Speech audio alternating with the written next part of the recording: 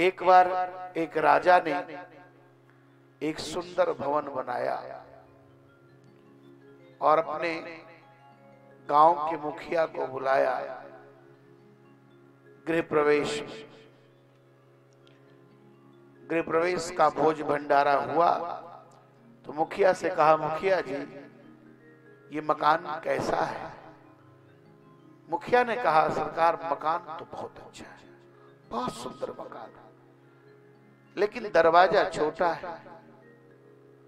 राजा ने कहा, दरवाजा छोटा है उससे क्या लेना देना? कहा, महाराज दरवाजा छोटा है और आप इतने मोटे हैं, आप जब मर जाएंगे तो इस दरवाजा से कैसे निकलेंगे? राजा बड़ा क्रोधित हुआ। अभी गृह प्रवेश हो रहा है, तब तक ये कह रहा है आप मर जाएंगे। राजा ने कहा, इसको जेल में डालो, उसको बोलने की तमीज नहीं। अब शाम हो गई, उसकी पत्नी खोजते हुए आई। हमारे पतिदेव गए थे राजा साहब के यहाँ, लौटे नहीं।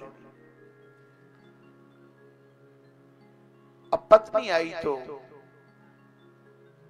पत्नी से राजा साहब ने कहा, देखो तुम्हारे पति को बोलने नहीं आया, इसलिए मैं उसको जेल डाल दिया। मकान मेरा कैसा है? बोले बहुत अच्छा है। क्यों जेल डाले? तो कह रहा था कि दरवाजा छोटा है और आप मर जाएंगे तो कैसे बाहर निकलेंगे? तो उसकी पत्नी ने कहा, वो मूर्ख है, ये कौन सी बड़ी बात है? अरे आपको टुकड़े टुकड़े काट करके बाहर निकाल दिया जाएगा। और क्रोधित हुआ कि पत्नी को भी बोलने नहीं आ रहा है।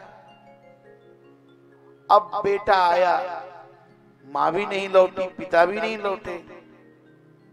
अब बेटा जब आया तो बेटा पूछा, महाराज हमारी माता पिता को आपने बंद क्यों कर दिया?